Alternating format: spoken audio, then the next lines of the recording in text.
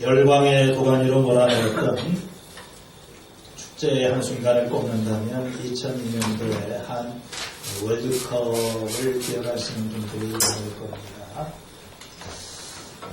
이렇게 나이가 많지 않은 사람들도 그때의 그 감격과 열정을 다 기억을 했을 텐데, 사실 이 월드컵 이전에 우리 대한민국의 굉장히 중요한 분기점이 되었던 그런 스포츠 행사가 또 하나 있었지요. 그건 1988년도에 있었던 서울 올림픽이었습니다. 아마도 이 서울 올림픽이라고 하는 것이 그 행사 자체를 떠나서 세상에 잘 알려지지 않았던 이 대한민국이라고 하는 나라가 알려졌을 뿐만 아니라 본격적으로 이제 어떤 국제 무대에 등장을 하고, 우리가 내적으로 보더라도 자동차가 마이카 시대가 본격적으로 시작이 된 것도 올림픽 이후 여러 가지 많은 면이 있어서 우리나라 전체에 굉장히 중요한 전환점이 되었던 그런 그 행사였었죠. 이 서울올림픽을 흔히들 평화올림픽이라고 말합니다. 1980년대 초기만 하더라도 이 동서의 냉전이 절정에 도달해 있는 그런 시기였었습니다. 70년대 후반에 소련의 아프가니스탄 침공으로 이 어떤 국제 간의 긴장이 고조되면서 결국 1980년에 모스크바 올림픽을 서방에서 보이콧을 하면서 반쪽 올림픽이 되고, 4년 후에 이번에는 이제 LA 올림픽을 하게 될 때에는 소련과 동구권들이 보이콧을 하면서 제대로 된 행사가 되지를 못했어요. 그러고 나서 12년 만에 이제 지구상에 있는 거의 모든 나라들이 한자리에 모여서 평화의 스포츠 축제를 가진 것이 서울올림픽이었던 것입니다. 그 서울올림픽에 주제가가 있습니다. 지금도 그 코리아나라고 하는 그 그룹에서 불렀던 노래를 가끔 부르는 거예요. 하늘 높이 솟는 불 우리의 가슴 호동치게 하네. 이제 우리 모두 다 일어나서 영원히 함께 살아가야 할 길 나서자. 그런 노래죠. 하늘 높이 솟는 불 우리의 가슴 고동치게 하네. 하늘 높이 솟는 불, 성화불을 이야기를 하죠. 이제 모두 다 우리가 일어나서 영원히 함께 살아가야 할 길을 나서도록 하자. 손에 손잡고 벽을 넘어서 우리가 사는 이 세상 더 살기 좋도록 손에 손을 잡고 벽을 넘어서서 서로 사랑하는 한 마음이 되자 손잡고, 이런 가사의 내용입니다. 오랫동안 갈라져 있고 또 장벽을 쌓고 살던 나라들이 모여서 우리 벽을 허물고 손에 손을 잡고 이제 서로 한 마음이 되어서 손잡고 걸어가자. 평화에 대한 열망, 일치에 대한 열망, 하나님에 대한 열망이 있었던 그런 시기였던 것 같습니다. 신기하게도 이 서울올림픽이 끝나고 난 다음에 1년 만에 베를린 장벽이 무너졌습니다. 독일 통일이 되었죠. 그렇지만 이제 30년을 넘기고 있는 많은 세월이 지났지만 여전히 우리 대한민국에 이러한 어떤 무너져야 될 담은 무너지지 않고 장벽은 여전히 존재하고, 단순히 정치적인 장벽뿐만 아니라 우리의 사회 곳곳에도 이 대립과 분열의 삶은 계속이 되고 있는 것입니다. 지난 시간에 우리는 그리스도 우리의 평화라고 하는 그런 제목으로 하나님 말씀을 살펴보았습니다. 에베소서 2장 11절 이하의 말씀에서 우리가 아무런 소망이 없이 살아가던 그런 어떤 이방인의 삶을 살던 과거를 생각하도록 하여라. 우리의 삶의 근본적인 문제는 우리의 삶이 하나님으로부터 분리가 되어 있다고 하는 그런 것입니다. 하나님과 분리가 되어 있을 뿐만 아니라 사람과 사람 사이를 가로막고 있는 분열의 장벽이 존재한다. 가장 대표적인 것이 그 당시에 유대 사람들과 이방 사람들을 가로막고 있는 그런 어떤 원수된 관계. 오늘날에도 우리가 살고 있는 이 세상 속에 보이지 않는 장벽이 많이 존재하고 있습니다. 가정 안에도 이 장벽이 존재하고 교회 안에도 존재하고 이 사회 안에도 장벽이 존재합니다. 심지어는 신앙생활 안에도 우리는 나름대로의 울타리를 이렇게 정해놓고 거기까지 그 이상은 나가지 않는 어떤 이 서로 간에 가로막혀 있는 그런 장벽들이 있습니다. 예수님께서 오셔서 이제 전에 멀리 있던 너희가 그리스도 안에서 예수님의 피로 가까워졌느니라. 그분이 무슨 일을 하셨습니까? 유대인들과 이방인들 사이를 가로막고 있는 이 담을 자기의 몸으로 허셨다. 그리고 이 유대인과 이방인이라고 하는 두 하나 될 수 없는 그런 존재들을 한 몸으로 만드셔서 이들을 하나님과 화해시켰다. 그런 말씀을 드렸습니다. 두 번째로 예수님께서는 오셔서 이 원수처럼 살아가던 이방인들과 유대인들을 그 자기 안에서 하나의 새로운 사람을 만들어서 평화를 이루셨다. 이런 의미에서 예수님께서 평화의 왕이 되시는 것입니다. 이 둘을, 유대인과 이방인들을, 세상의 이 다양한 사람들을 이 장벽을 허물고 그들을 하나의 새로운 사람을 만들었다. 여기서 새로운 사람은 단수가 아니라 복수입니다. 새로운 인류를 만드셨다고 하는 것입니다. 그 옛날 주 하나님께서 이 흙으로 사람을 만들고 아담 인류를, 첫 번째 인류를 창조하신 것처럼 이제 예수 그리스도 안에서 뿔뿔이 흩어져 있는 이런 민족들을 하나로 모아서 그들을 새로운 인류, 유대인도 아니고 이방인도 아닌 제3의 인류로 만들었다. 그것을 말씀하고 있는 것입니다. 그리고 오늘 이 17절은 오늘 우리가 읽은 이 17절은 거기서 이어지는 그런 말씀입니다. 그분은 오셔서 멀리 떨어져 있는 여러분에게 평화를 전하셨으며 가까이 있는 사람에게도 평화를 전하셨습니다. 자신의 몸으로써 그 희생을 통하여 사람들 사이를 가로막고 있던 장벽을 무너뜨리고 유대인과 이방인이 하나님 앞에 함께 나아가서 화해하도록 하신 그 그리스도, 그분께서 오셔서 여기 멀리 떨어져 있는 여러분은 이방인들을 이야기를 하고 가까이 있는 사람들은 유대인들을 이야기를 한다고 볼 수 있습니다. 이어지는 말씀은 예수님께서 유대인들과 이방인 사이에 평화를 선포하신 증거를 제시하고 있습니다.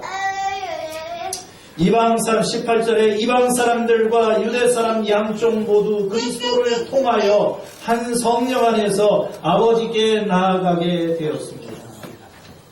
자, 예수님이 십자가로 평화를 이루시고 그 평화를 이방인과 유대인들에게 선포하신 것을 보여주는 구체적인 증거 중에 하나가 이 둘이, 이방 사람들과 유대 사람이 한 성령 안에서 아버지께 나아갈 수 있게 되었다고 하는 것입니다. 이건요, 이 2장 11절에서부터 시작이 된 그 하나님께서 우리 안에서 하신 일, 또 우리에게 그 베풀어 주신 그 구원의 어떤 이 논증의 하나의 절정에 해당하는 거라고 볼 수 있습니다. 어떤 목사님은 이것을 능가하는 것은 없다. 이것이 정상이고 여기가 가장 높은 꼭대기이다. 기독교 신앙의 어떤 정수리에 해당하는 부분이다. 그게 뭘까요?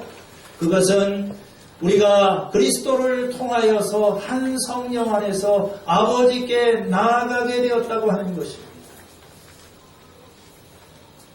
그것은 단순히 어떤 화해와 화목에서 한 걸음 더 나아가는 것입니다.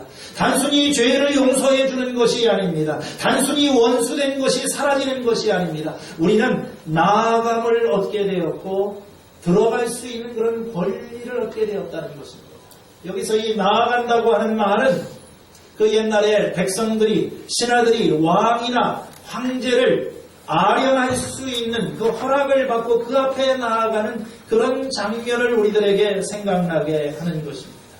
우리 인간이 하나님 앞에 나아갈 수 있다고 하는 것은 대단히 그런 큰 특권인 것입니다. 그냥 나아가는 것이 아니라 우리가 하나님 앞에 자유롭게 담대하게 나아갈 수 있는 그런 특권이 있습니다. 사무엘하 13장 이하에 보면은 이 압살롬이라고 하는 그 압살롬과 다윗의 이야기가 나옵니다. 다윗에게는 그 암논이라고 하는 그 첫째 아들이 있었는데 압살롬은 그 뭔가 이 분노에 찬 그런 그 보복을 하기 위해서 자기 형이었던 압살롬을 죽이고 그리고 이 다윗의 다른 아들들을 죽이는 그 사육을 저지르게 됩니다. 그리고 난 다음에 이 압살롬은 다윗을 피해서 이웃 나라로 도망을 치게 되죠. 그술이라고 하는 그 옆 나라에서 한 3년 정도를 지내면서 돌아오기를 원하지만 돌아올 수 있는 길이 없습니다. 그때 다윗의 장군이었던 요압의 중재로 인하여서 드디어 이 압살롬이 고국으로 돌아오게 됩니다. 그렇지만 다윗은 그를 보기를 원하지를 않았어요.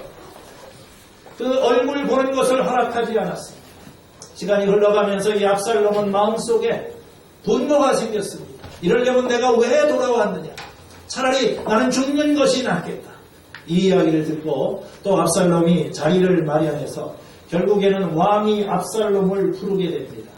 성경을 보니까 압살롬이 왕에게 나아가서 왕 앞에서 얼굴이 땅에 닿도록 절을 하자 왕이 압살롬에게 입을 맞추었다.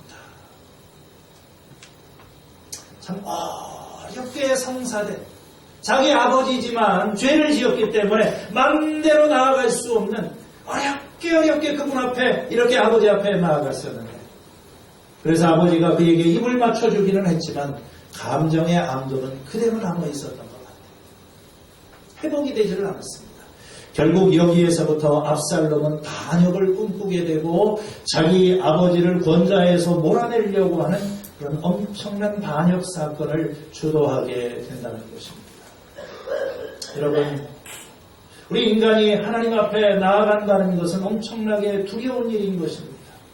구약시대에는 이 하나님의 그 성소에는 아무나 들어갈 수 없고 제사장만 들어갈 수 있고 지성소에는 특별히 대제사장이 1년에 한 번밖에 들어갈 수가 없었던 거예요. 하나님은 소멸하는 불이라고 이렇게 이야기를 했습니다. 우리 죄 많은 인간들이 하나님 앞에 나아간다는 것 자체가 큰 두려움이고 엄청난 그런 일인 것입니다. 그런데 이제 우리는 하나님 앞에 담대하게 나아갈 수 있는 길이 열리게 된 거예요. 어떻게 해요? 그리스도를 통하여 아버지 앞에 나아가. 내 자격으로서는 내 그 힘으로서는 나아갈 수가 없지만 그러나 그리스도를 나를 위해서 십자가에서 죽으신 그리스도를 믿음으로 그분을 통하여서 우리가 이제 아버지 앞에 나갈 수 있게 되었다. 그것도 눈치 보면서 움츠리고 나아가는 것이 아니라 우리가 담대하게 나갈 수 있게 되었다. 로마서 5장 1절에서 2절을 보면 그러므로 우리는 믿음으로 의롭다 하심을 받았으므로 우리는 예수 그리스도로 말미암아 하나님과 이제 평화하게 되었습니다. 우리는 또한 그리스도로 말미암아 그리스도를 통하여 지금 서 있는 이 은혜의 자리에 믿음으로 나오게 되었습니다. 에베소서 3장 12절에도 우리는 그리스도를 믿음으로써 그분 안에서 확신을 가지고 담대하게 하나님 앞에 나아갑니다. 이것이 이 땅에 오신 예수 그리스도께서 우리에게 주신 가장 큰 선물입니다. 하나님을 알 수도 없고 하나님을 바라볼 수도 없는 우리들이 그 하나님 앞에 확신을 가지고 담대하게 나아가서 그분과 교제할 수 있는 이런 특권이 우리에게 주어졌다는 거예요. 여러분들은 매일의 삶 속에서 믿음과 확신을 가지고 하나님 앞에 나아가고 있습니까? 어린아이가 자기 아버지에게 나아가는 그런 확신과 신뢰를 가지고 하나님 앞에 나아가고 있습니까? 이제부터 여러분들 이 예수님께서 하신 그 공로를 힘입어서 그러므로 이제 우리 담대하게 은혜의 보좌 앞으로 나아갑시다. 그리하여 우리가 자비를 받고 은혜를 입어서 제때에 주시는 도움을 받도록 합시다. 하나님 앞에 나아가 이 삶의 당당히 하나님 앞에 나아가는 이 축복을 누리는 여러분이 될 수 있기를 바랍니다.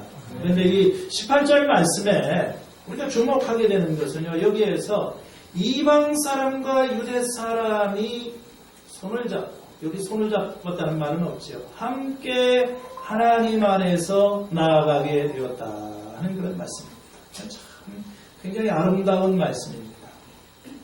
지난 시간에도 말씀을 드렸지만 유대인과 이방인 사이는 원수처럼 서로 지내고 무시하고 멸시하고, 특별히 이방인들을 부정한 죄인으로 간주하였던 이 유대인들의 입장에서 보게 될 때, 아니 이런 이방인들하고 우리가 함께 손을 잡고 하나님 아버지 앞에 나아간다, 이건 경악과 분노를 일으키기에 충분한 그런 것이었습니다. 여러분, 이 에베소서의 중요한 메시지 가운데 하나는 교회가 새로운 인류가 되었다고 하는 것입니다. 하나님께서는 이 교회를 통하여 이 세상에 뿔뿔이 흩어져 있고 조각나고 깨어져 있고 분열되어 있는 이 모든 것들을 다 하나로 모아서 하나님 안에서 통일되게 하려고 하는 것이 주님의 목적이다 하는 것을 보여줍니다. 에베소서 1장 10절에 하나님의 계획은 때가 차면은 하늘에 있는 것과 땅에 있는 모든 것을 그리스도 안에서 그분을 머리로 하여 통일시키는 것이다. 우리가 바라보고 있는 이 세상은, 하나님이 창조하신 세상은 나누어진 세상이고 대립하는 세상이고 분열되어, 하늘과 땅이 분열되어 있고 사람과 사람, 남자와 여자, 어린아이와 어른들, 그리고 민족과 국가와 이 모든 곳에서 다 나누어져 있는 그런 나라입니다. 서로 대적을 하고 있어요. 그런데요, 언젠가는 이제 하늘에 있는 것이나 땅에 있는 것이나 동쪽에 있는 것이나 서쪽에 있는 것이나 과거의 것이나 미래에 있는 것이나 이 모든 것이 다 머리 되시는 예수 그리스도의 그 통치 아래서 다 통일이 되고 연합하고 화해가 되고 연결이 되는 이것, 이게 바로 하나님의 나라죠. 그래서 다 한 분이신 예수 그리스도 안에서 온 세상이 하나가 되는 이 통일의 그날, 이게요 하나님의 계획입니다. 우리는요 구원을 너무 지나치게 좁은 의미로 생각하는 때가 많습니다. 난 구원받았다, 무슨 말입니까? 내가 잘되고 내 문제가 해결되고 내 마음에 좀 평안을 얻고 그러다가 내가 죽으면 천국에 가는 것이 구원이다. 그렇지 않아요.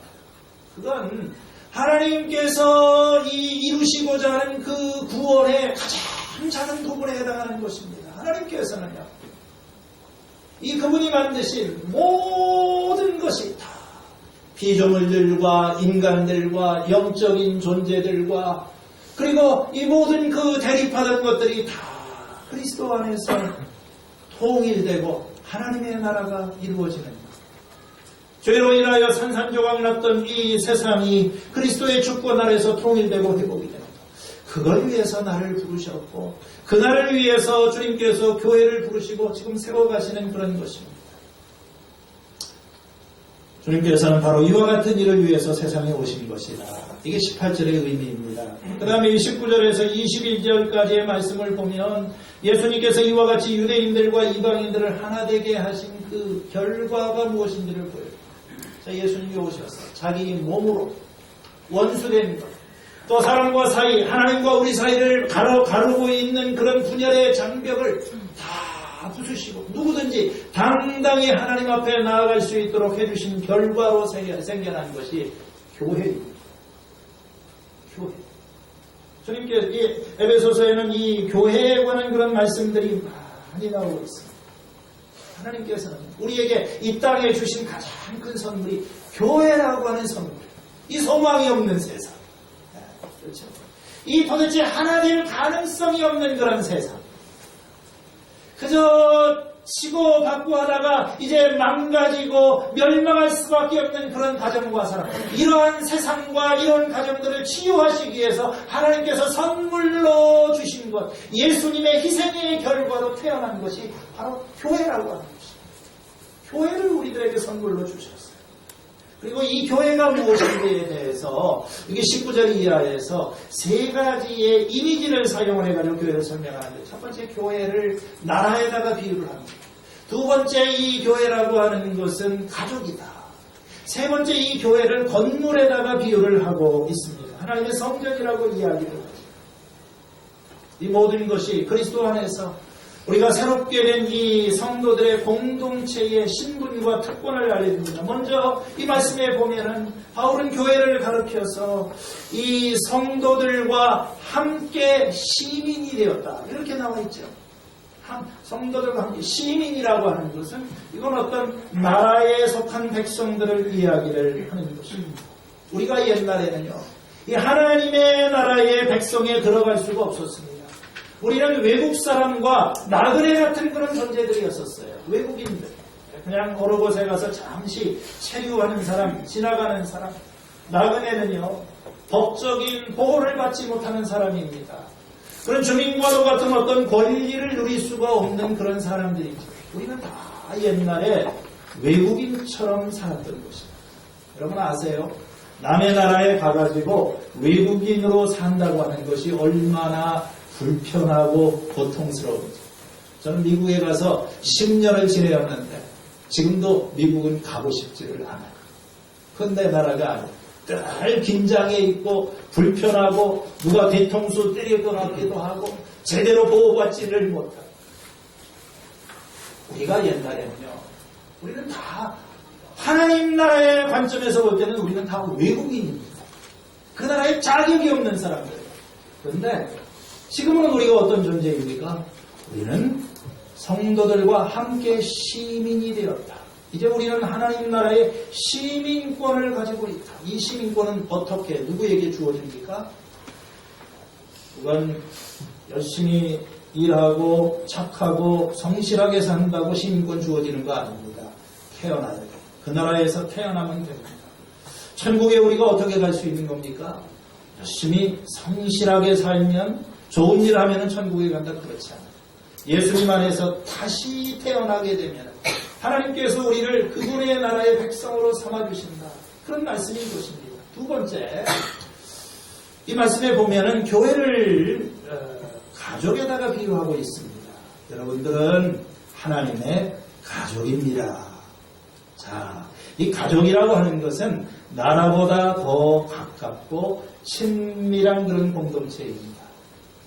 이 국가라고 하는 것이 어떤 법률적인 그런 관계로 맺어져 있는 공식적인 그런 거라고 한다면, 물론 한 나라의 백성이 되는 것도 우리가 친밀감이 있겠지만, 가족이라고 하는 것은 피를 나누고 어떤 생명적으로 결합이 되어 있는 그런 관계. 우리는 옛날에는 세상의 자녀였었고 마귀의 자녀였었고 공중권세 잡은 자를 따라다니는 불순종의 그런 아들이었었다. 그런데 하나님께서 지난 시간에도 말씀을 드렸지만 우리를 자녀로 삼아주신 거예요. 입양을 시켜주신 것입니다.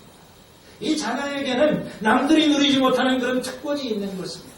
앞에서 말씀드린 대로 자녀는 아버지 앞에 당당히 나아갈 수가 있어요. 그 옛날에 그 남북전쟁이 한창일 때 어떤 국군의 병사의 그 어머니가 굉장히 이게 백악관 앞에 서가지고 뭔가 이렇게 들어가려고 하는데 들어갈 수 있는 그런 길이 없습니다. 그때 그 앞에 놀고 있던 꼬마 하나가, 남자아이가 와가지고 무슨 일 때문에 그렇습니다.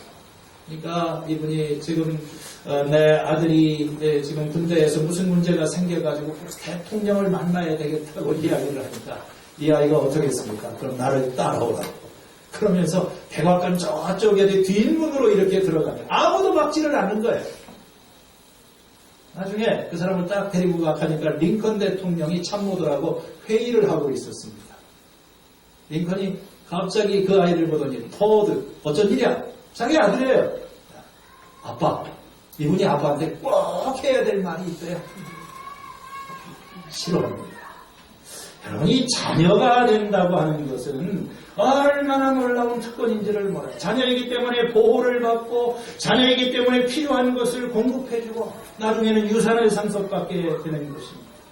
하나님의 여러분들은 자녀가 되었다. 세 번째, 여기서 이제 20절에 보면은 이제 교회를 가리켜서 하나님의 성전이라고 합니다. 여러분은 사도들과 예언자들이 놓은 기초 위에 세워진 건물입니다. 나중에 20절에 가면은 여러분들은 주님 안에서 자라서 성전이 되어 갑니다. 성전이라고 하는 것은요, 하나님이 거하시는 처소를 이야기를 하는 것입니다. 우리 구약시대에 하나님은 어디에 계셨습니까? 물론 하나님은 온 땅 위에 계시고 하늘의 하늘도 하나님을 이게 모실 수가 없지만 상징적으로 하나님께서 그 백성과 함께하겠다는 그 상징으로 성막을 만들게 하시고 그 성막의 지성소라고 하는 곳에 하나님께서 계신다고 말씀하셨어요. 나중에 솔로몬을 통해서 성전을 만들고 내가 이 성전에서 너희와 함께하겠다. 그렇기 때문에 그 당시에 하나님이 계시는 처소는 어떤 장막이나 성전처럼 그런 건물이었었습니다. 그런데 신약시대에 오면 하나님께서 뭐라고 말씀하십니까? 이제 그 하나님께서는 더 이상 눈에 보이는 건물 안에 계시는 것이 아니라 너희가 바로 성전이다. 하나님의 백성들, 사람들 가운데 하나님께서 거하시겠다. 그렇게 약속을 하신 것입니다. 그래서 고린도전서에 보면요, 이 그리스도인들을 가르쳐서 너희는 하나님의 성전이다. 이렇게 말을 하는데 이거 두 가지 차원이 있습니다. 첫 번째는요, 우리 그리스도인 개개인 한 사람 한 사람이 하나님의 성전인 것입니다. 고린도전서 6장 19절에 여러분의 몸은 여러분 안에 계시는 성령의 성전이라고 하는 것을 알지 못하십니까? 여러분은 성령을 하나님께로부터 받아서 모시고 있습니다. 그렇기 때문에 여러분들은 성전입니다. 여러분 이런 생각 해보셨어요? 우리의 몸이 하나님의 성전인 것입니다. 나는 나라고 하는 이 몸과 나의 존재 안에 하나님을 모시고 살아가는 사람. 그러니까 이건 가족하고는 또 비길 수가 없는 거죠. 가족도 친밀하죠. 이제 하나님이 내 안에 들어와서 살고 계시는 것입니다. 두 번째로 이 성전이라고 하는 말은 교회 공동체가 바로 하나님의 성전인 것입니다. 고린도전서 3장 16절 17절에 여기서 여러분은 복수형을 사용하고 있어요. 여러분들은 하나님의 성전이고 하나님의 성령이 여러분 안에 거하신다는 것을 알지 못합니다. 그러니까 하나님께서는 한 개개인의 그 존재 안에도 거하시지만 특별히 하나님께서는 이 한 사람 한 사람 예수님을 믿는 사람들로 이루어진 이 신앙의 공동체 교회 안에 계시고 바로 이 교회가 하나님이 거하시는 성전이다. 그런 말씀인 것입니다. 오늘날 하나님은 어디에 계십니까? 하나님은 멋있게 지어진 건물 안에 계시거나 어떤 우주 저편에 계시는 것이 아니라 영적인 건물, 우리 신앙의 공동체, 믿음의 사람들, 두세 사람이 내 이름으로 모인 그곳에는 나도 그들과 함께. 오늘 이 자리에도 그 하나님께서 우리와 함께 계시는 줄로 믿습니다. 이런 믿음의 백성들이 모여있는 이 공동체 자체가 이게 사람들의 모임이 하나님의 성전인 거예요. 여러분 얼마나 놀랍습니까? 얼마나 놀라워. 아니 하나님께서 이 누추한 모습, 이게 죄가 보통 많은 것이 아니고, 어제 저희 집사람이 요새 제가 스마트폰 이거 뭐 하나 카바를 새로 사가지고 다니는데 목욕탕에서 몇 번 물을 묻히니까 냄새가 나는가 봐요. 하고 이렇게 썩은 냄새가 나는 걸 당장 벗어 던지라고. 저는 아무리 이 냄새를 맡아봐도 냄새가 나지를 않아요. 참 내가 문제가 많은 사람인가. 고맙게도 우리 집사람이 나 같은 사람을 지저분하다고 내치지는 않고 함께 살아주더라고요. 여러분, 하나님께서 이게 정말 문자적으로 맞는 거라고 한다면 말씀이 육신이 되어 우리 가운데 거하심에 우리가 그 영광을 보니 아버지의 독생자예요. 성육신이죠. 하나님께서 인간이 되신 것입니다. 우리 안에 거하시기 위해서 이 땅에 오십니다. 그래서 교회는 무엇인가? 우리는 하나님의 나라이고 하나님의 백성이고 우리는 하나님 안에 한 가족이고 특별히 그리스도의 성전으로 세워져 하나님의 성전으로 세워져 가고 자, 이 교회가 이렇게 아름다운 성전으로 세워지기 위해서 필요한 것입니다. 딱 두 가지만 말씀드립니다. 첫 번째는 기초가 중요합니다. 오늘 이 말씀에도 보니까 여러분은 사도들과 예언자들이 놓은 기초 위에 세워진 건물입니다. 건물을 세울 때 기초를 어떻게 하느냐가 굉장히 중요하죠. 그 기초가 뭐냐면 사도들과 예언자들이 놓은 것이라고 합니다. 이 사도와 예언자들은 다 하나님의 말씀을 전한 사람들이 있어요. 그러니까 이 사도와 예언자들이 놓은 그런 진리의 기초 위에 교회가 세워졌다. 그런 말인 것입니다. 특별히 이 본문에서 중요하게 다루어지는 것은 모퉁이돌. 이 모퉁이돌이라고 하는 것은 요즘 건축에서는 이 모퉁이돌을 만드는 일은 없는 것 같아요. 전부 다 이 철제 프레임을 가지고 올라가고 하니까.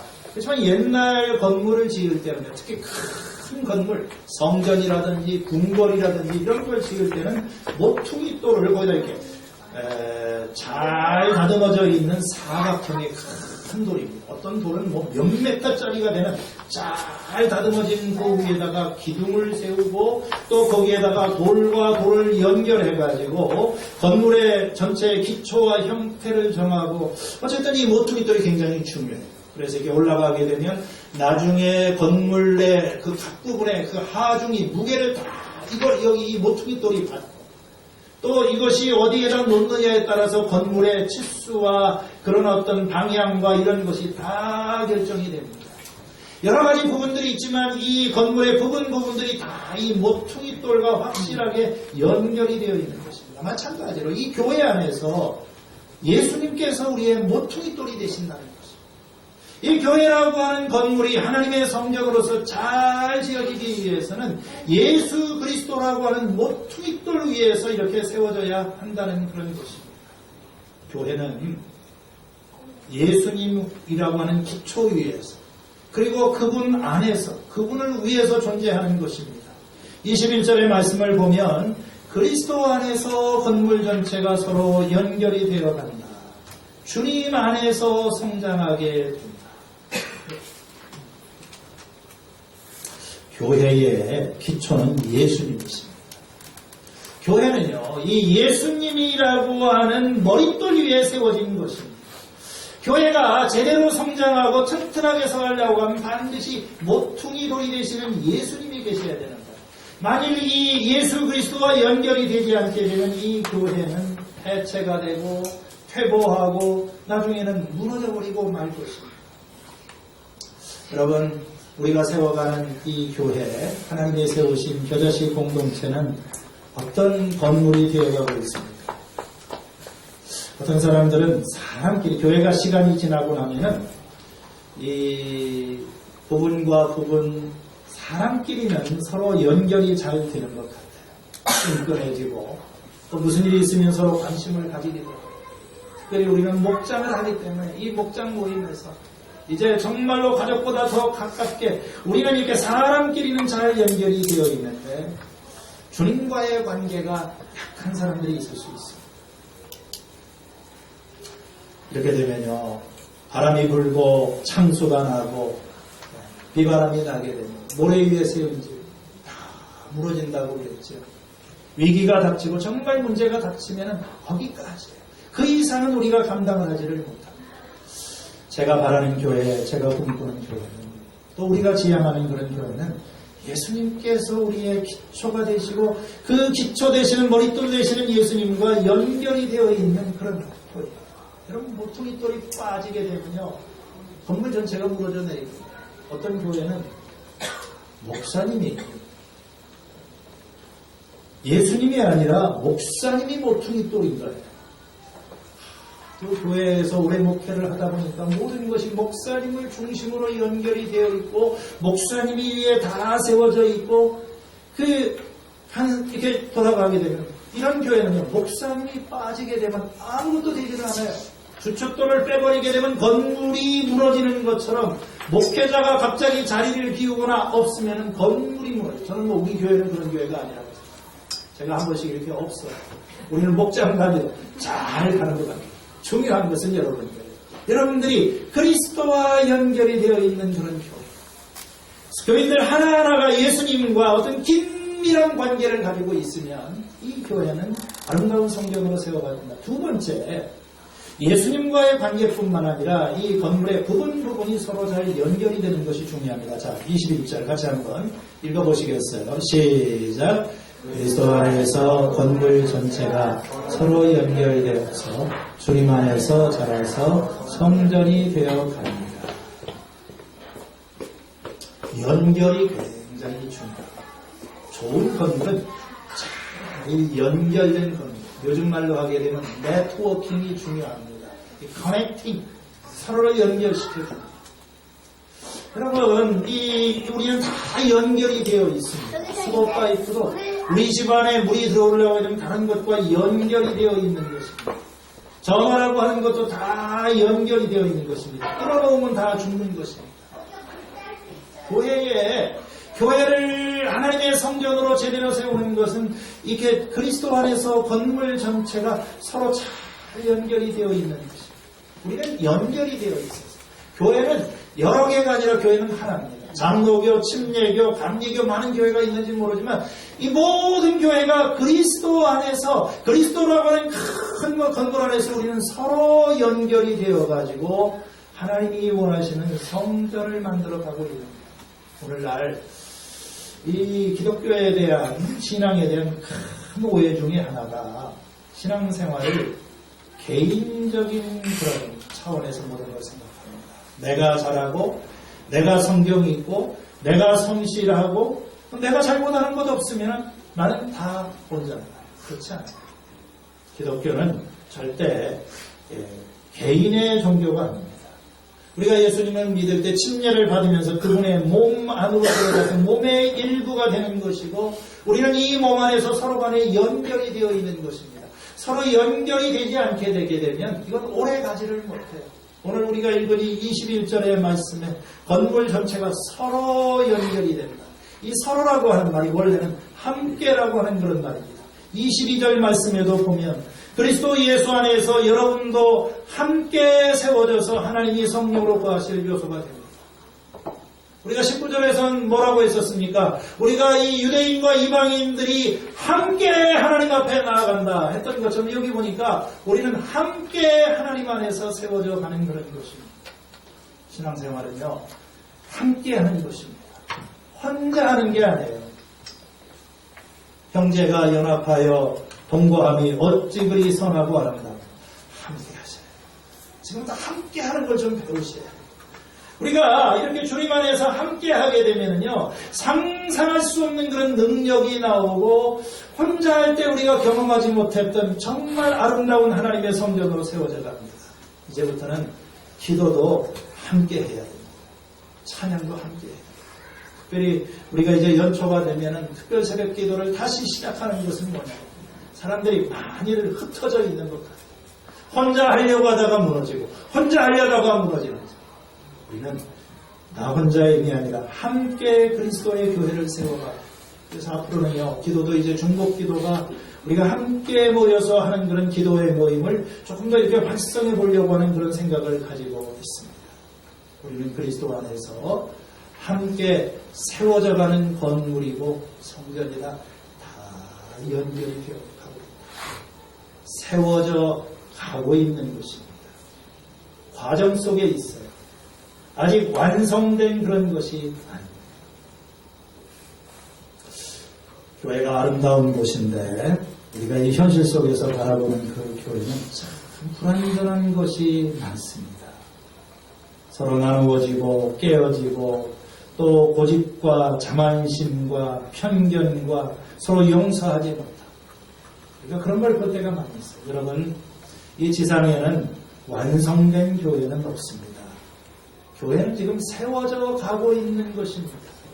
성경이 말하는 이 지상교회의 이미지는 뭐냐면 공사 중이에요. 공사 중. Under construction. 아직 공사 중이에요. 그래서 문제가 그렇게 많은 거예요. 목사도 문제가 많고 성도들도 문제가 많습니다. 그래서 교회가 시끄러운 것입니다. 계속 공사 중이에요. 이 문제 많은 사람, 허물어지기 일보 직전에 있는 이런 사람들이 와서 그 고집과 자만심과 잘못된 습관과 이런 것으로 돼 있는 사람들, 하나님 앞에 오고 하나님의 자녀가 되고 가족이 되게 되면 하나님께서 공사에 들어가시는, 작업에 들어가시는 거예요. 철거 작업을 시작하십니다. 굴착 작업을 시작하는 거예요. 웽 하면서 이 수십 년간을 끌어안고 살면서 해결되지 않는 이 나의 자아와 교만과 분노와 성품과 계속 공사를 하요. 여기서 부딪히고 저기서 부딪히고.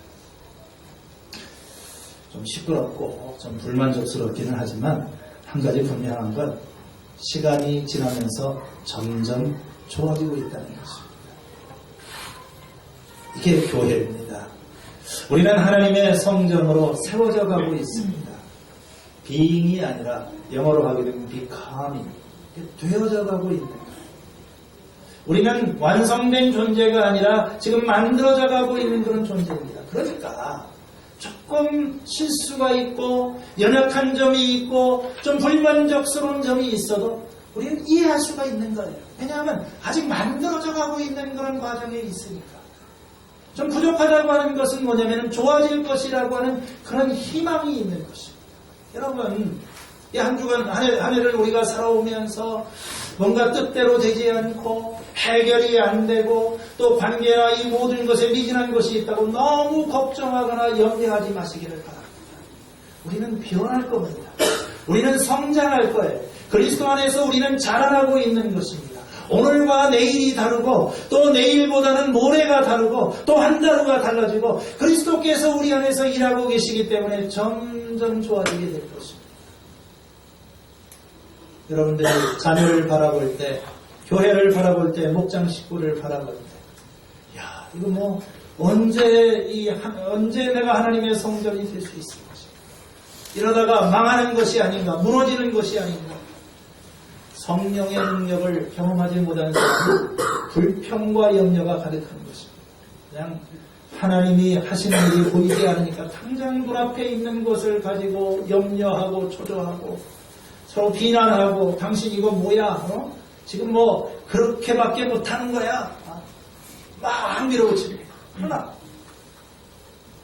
이 교회의 주인 되시는 분이 하나님이시고 하나님께서 우리 안에서 일하고 계시다고 하는 것을 알고 있는 사람, 우리는 만들어져 가고 있습니다.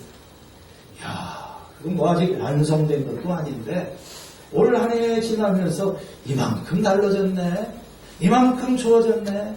그럼 나중에 하나님께서 이것을 다 완성을 시켜놓고 나면 얼마나 멋있는 아름다운 건물이 될까. 이렇게 우리는 기대감과 소망을 가지고 사람들을 바라볼 수 있는 거예요. 그리스도 안에서 우리는 함께 세워져 가고 있습니다. 우리가 있는 것은 서로를 세워주기 위해서 있는 겁니다. 절대로 혼자 서지를 못해요. 우리는 넘어질 수밖에 없습니다.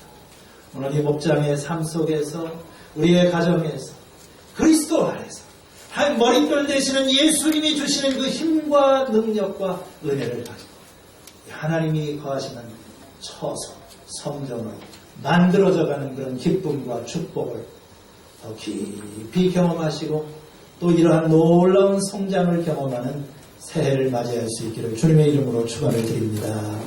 하나님 아버지 감사합니다.